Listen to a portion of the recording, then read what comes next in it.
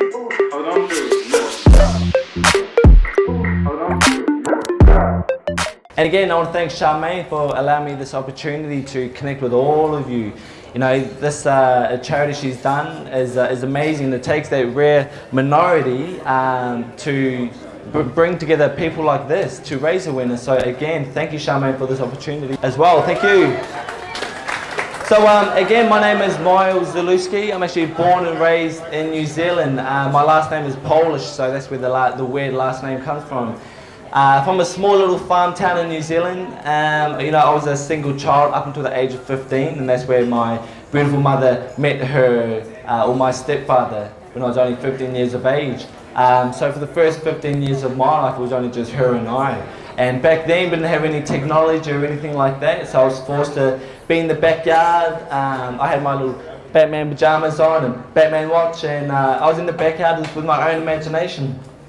And that's where, you know, I was fighting with the zombies and everything like that.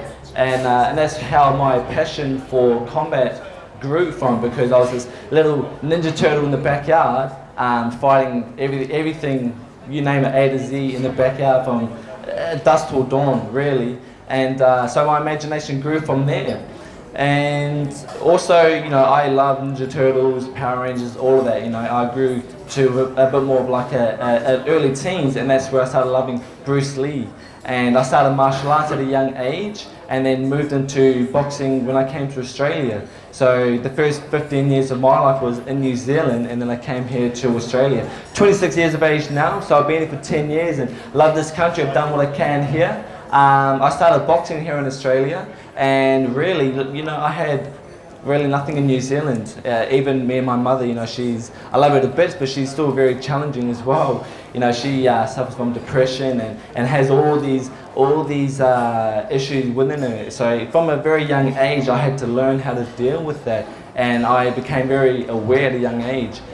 So what I mean by that is, because my mum had me at an early age, you know, she was only 17.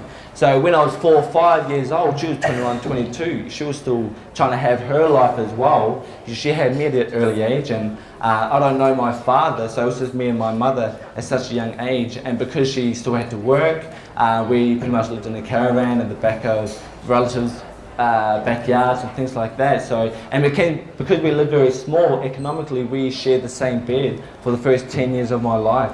And because my mother suffers from depression and all of that, she would cry herself to sleep. You know, I'll be right next to her probably 3 nights a week. And me at a young age, I'll be like, oh, what can I do to help mum? What can I really do to really, I don't want to see mum in pain anymore. And I'd always think it's me, you know, that's why my mother's crying. So, you know, I was aware of the different clothes that I had compared to the rest, or what my school lunch would be like compared to the rest. So I never complained, and how I would help my mother to really stop, you know, her pain that she would feel is, I never asked for anything. I was just very accepting of what I had at a young age.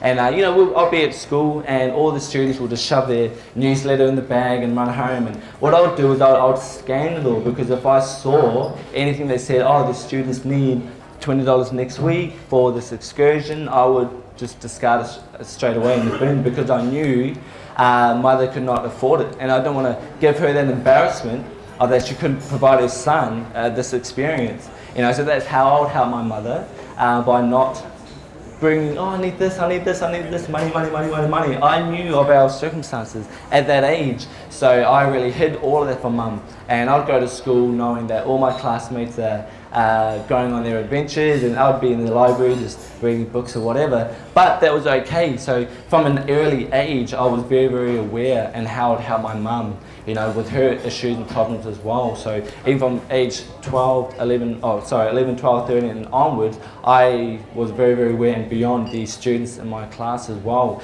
So from that and having nothing, when I came to Australia, I was like, look, I can really use this. I can really use this to my advantage. I love the combat sports. I love my boxing. So I went into that. And there was golden tickets. I could really work hard and earn trips around the world. I could earn this, I could earn titles, I could earn a status, I could earn, you know, love as well, and the liking and the following. And from there, I've traveled the world. I've fought through Europe, parts of Pacific, and I'll continue to fight around the world. And I was just a young little boy fighting Ninja Turtles in the backyard and Power Rangers and Batman pajamas, and now fighting Olympians and world-class athletes around the world.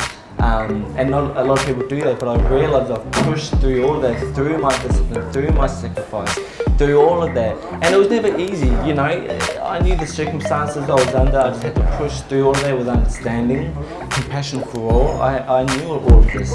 Hold on to it.